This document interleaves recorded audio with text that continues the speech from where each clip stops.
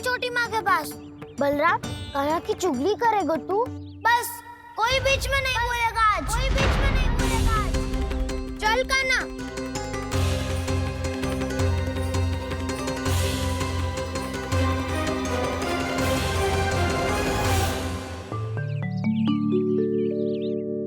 छोटी माँ, छोटी माँ। बलराम, क्या होगा लल्ला? सब ठीक तो है ना? छोटी माँ, वो क्या होगा लल्ला, बता। छोटी माँ, आपने कहा था ना कि ये यदि मिट्टी खाए तो मैं आपको बताऊं।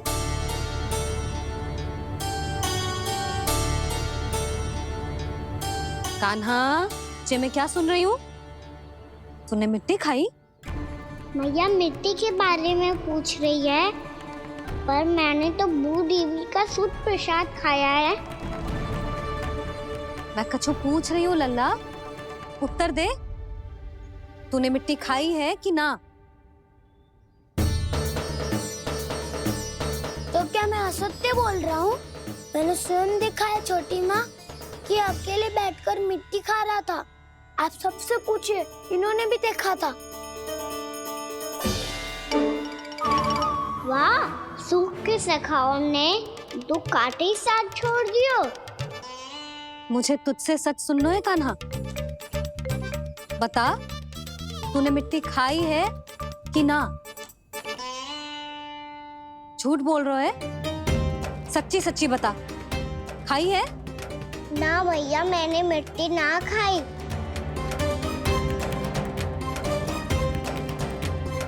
इधर आ। तो फिर मुंह खोल के दिखा दे अपनी मैया को। क्यों? अब क्या होगा? तूने मिट्टी तो ना खाई, तो दिखा दे कि जे सब असत्य बोल रहे हैं। कान्हा, मुंह खोल।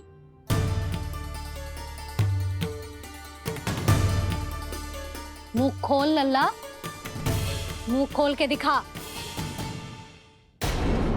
दिखा मैया को। आ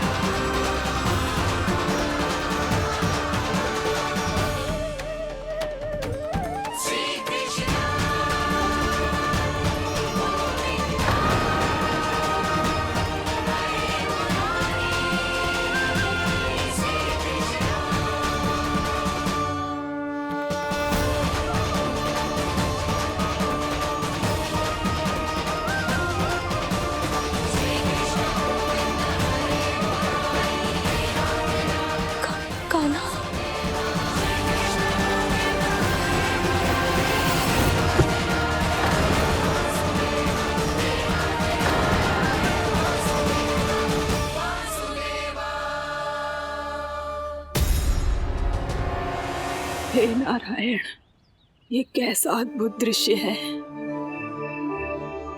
कान्हा के मुंह में संपूर्ण ब्रह्मांड, पर इसका अर्थ क्या है? नारायण की इच्छा क्या है? क्यों दिखाया उन्होंने मुझे ये सब? क्या बताना चाहते हैं मुझे वो ये सब? कुछ ना कुछ कारण तो अवश्य है। लगता है मुझे मेरे इन प्रश्नों का उत्तर मेरे कान्हा के पास जाके ही मिलेगा।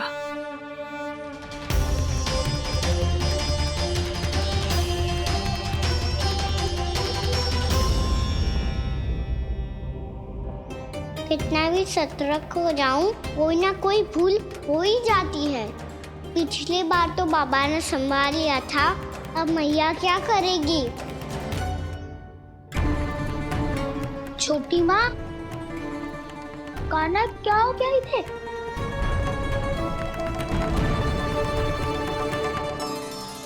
मैया,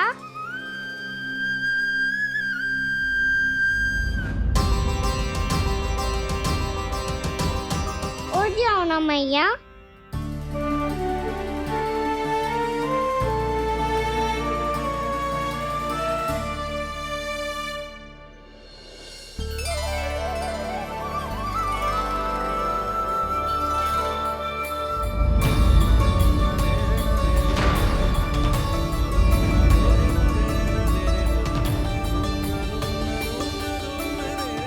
मैया,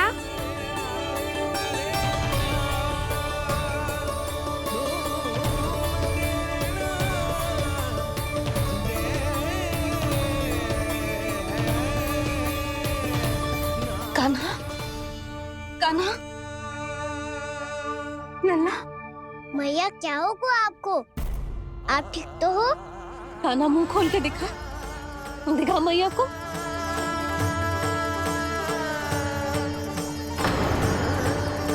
इसमें तो बस मिट्टी है, तो जो मैंने देखा वो क्या था? स्वप्न था मेरा या कोई भ्रम हुआ था? हाँ लल्ला, इससे पहले कि मैया मेरे सत्य समझ जाए, मुझे स्थिति को संभालना होगा। मुझे क्षमा कर दो मैया, आपको दुखी करो मैंने, पर मैं सच्ची कह रहा था, मैं मिट्टी ना खाई, बस भूदेवी का प्रसाद ही खाया था। आप कहोगे तो आगे से ना खाऊंगा, सच्ची।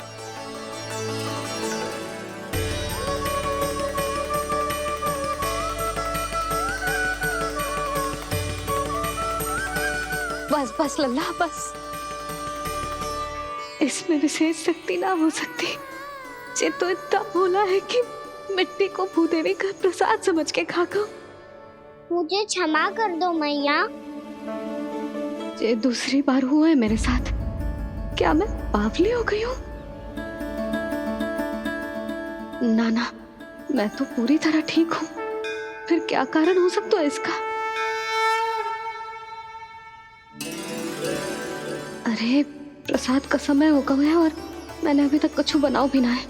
आज फिर से गुड़ ही चढ़ाना पड़ेगा। मैं आए दिन भोग में गुड़ चढ़ा रही हूँ, अवश्य इसीलिए मिट्टी को गुड़ का प्रसाद समझकर खा गो मेरा कान्हा।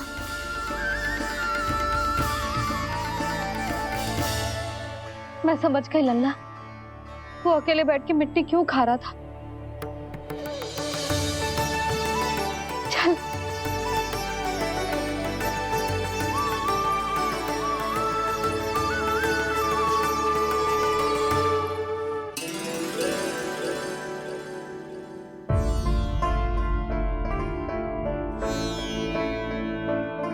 मुझे क्षमा कर दो प्रभु। अपनी ममता में लल्ला की आवश्यकता को सबसे अधिक महत्व दे रही थी मैं। इसी कारण से आपकी भक्ति में भूल चूक हो गई। पर आप तो साक्षी हो, मेरे मन के भीतर आपकी श्रद्धा और भक्ति में कुछ कमी ना है। पर हाँ, कर्म कांड और विधि विधान में ऊंच नीच है तो अनुचित ही। पर आज जो मैंने देखो है ना, उसने मुझे मेरी भूल का आभास करा दिया है नारायण। मैया चुपचाप हाथ जोड़ करके पूजा कर। सर क्या देख रहे हैं ना, ताकि नारायण तुझे सद्बुद्धि दे। इस सृष्टि में जो भी होता है ना लल्ला, सब इन्हीं की इच्छा से होता है, और हम बार बार अपनी अज्ञानता के कारण इनके विधान पर प्रश्न उठाने लगते हैं। हम ये भी ना सोचते कि प्रभु की लीला पर संदेह करने का अधिकार ना है हमें, समस्या चाहे कितनी भी बड़ी क्यों ना हो। सही समय पर नारायण सही मार्ग दिखा ही देते हैं, जैसे आज उन्होंने मुझे दिखाओ है। आज आपने मेरी आंखें खोल दी नारायण। पति, संतान, परिवार सब महत्वपूर्ण होते हैं, पर आपकी भक्ति भी उतनी महत्वपूर्ण होती है। अब से इस बात का पूरा ध्यान रखूंगी मैं। सच्ची निष्ठा और भक्ति से आपकी पूजा करूंगी, भोग, अनुष्ठान और सेवा करूंगी। वैसे नारायण, सच्ची बात तो ये है कि सब इसी के कारण हो रहा है। इसके कारण आजकल मुझे समय ना मिलता है। मैया, मेरी सेवा ही तो नारायण की सेवा है।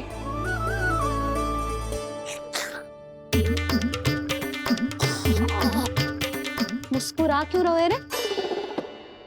हाथ जोड़ प्रार्थना कर कि नारायण तुझे भी सही समय पर सही मार्ग दिखाएं, ताकि तुझे मिट्टी वाली भूल दोबारा ना दोहराए। हाथ जोड़। आपको मुझे भी सही मार्ग दिखाना होगा प्रभु। एक और मेरी प्रजा है तो दूसरी ओर मेरा लल्ला। मैं किसका हित साधूं? किसी एक का त्याग कैसे कर दूं मैं?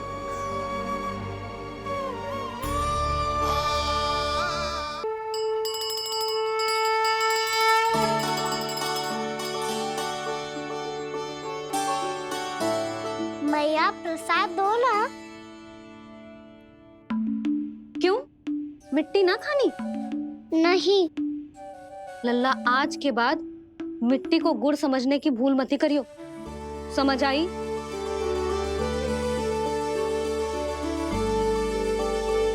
जा अब विश्राम कर।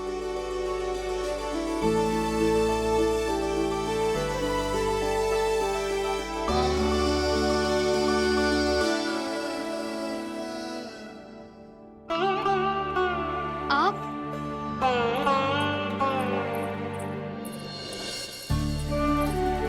लो जी,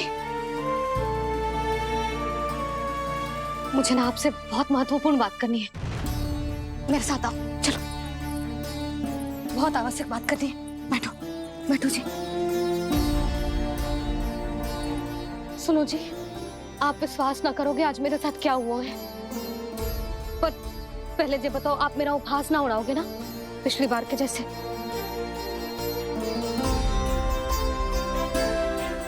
मैंने ना कान्हा के मुंह में फिर से ब्रह्मांड देखो है। आप ऐसे क्या देख रहे हो? सच्ची में देखो है। और इतना ही ना, मैंने तो ये भी देखो कि श्री नारायण गोकुल में हर स्थान पे है। जहां देखो वही नारायण।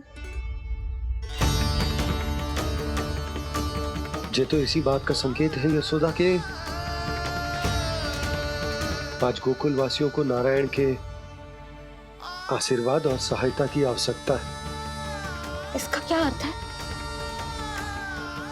और आप इतनी चिंता में क्यों लग रहे हो?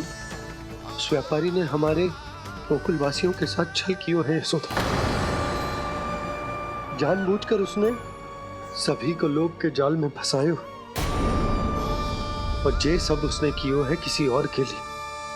किसके लिए? बताओ जी, किसके लिए? कंस के लिए। कंस के लिए।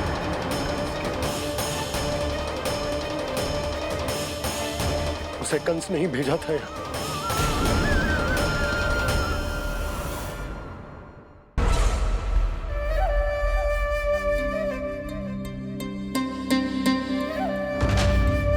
क्या देख रहे हो? तुम इसके योग्य हो परमानंद। अपनी बुद्धिमत्ता, चतुराई और कुशलता से तुमने इसे अर्जित किया है। महाराज की जय हो। महारानी प्राप्ति महारानी अस्ति। हमें तो लगता है कि परमानंद को हमारे मंत्रिमंडल में होना चाहिए। परमानंद, जिस प्रकार तुमने गोकुल वासियों को अपनी चतुराई के चक्रव्यूह में फंसा दिया, अद्भुत था वो, अद्भुत। आप बस आज्ञा दीजिए महाराज, ये सेवक पालन करेगा। आज गोकुल आपके चरणों के नीचे आ गया है। कुछ ही समय में पूरा संसार आपके पैरों तले होगा।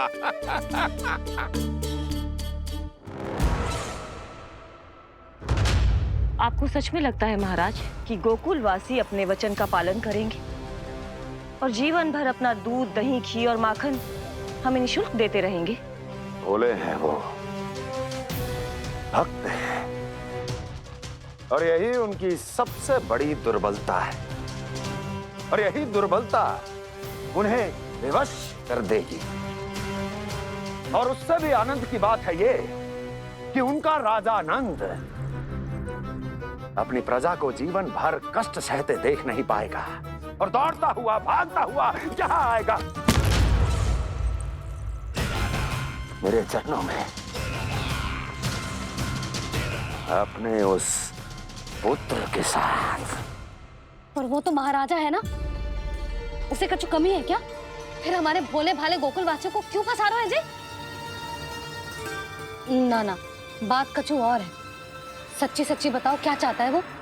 कहीं बाबा ये ना बता दे कि कंस मामा ने ये सारा छल मुझे मथुरा बुलाने के लिए रचा है।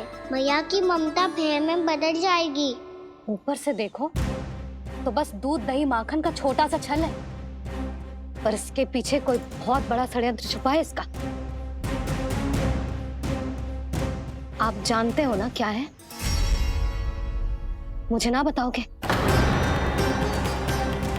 बताओ,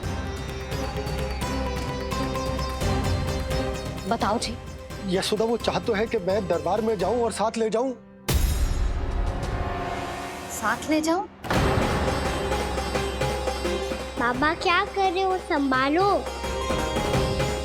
किसे साथ ले जाऊं?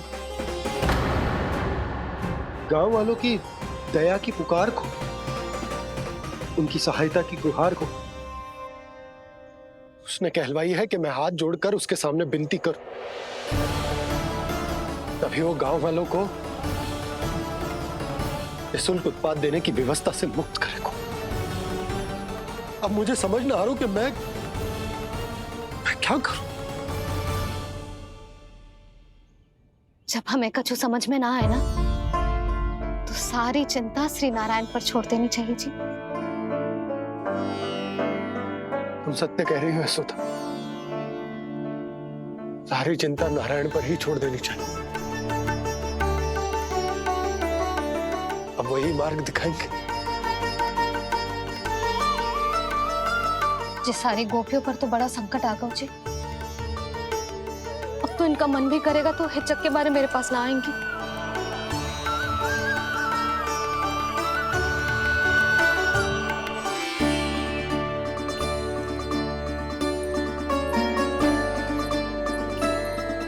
बाबा तो पूरी तरह भूल गए हैं प्रभु, ये सच में आप कौन हैं? हाँ मुरली, इस समय मैं उनके लिए केवल उनका लल्ला हूँ। पर आपके पास उन्हें इस चिंता से मुक्त करने का उपाय है प्रभु, है ना?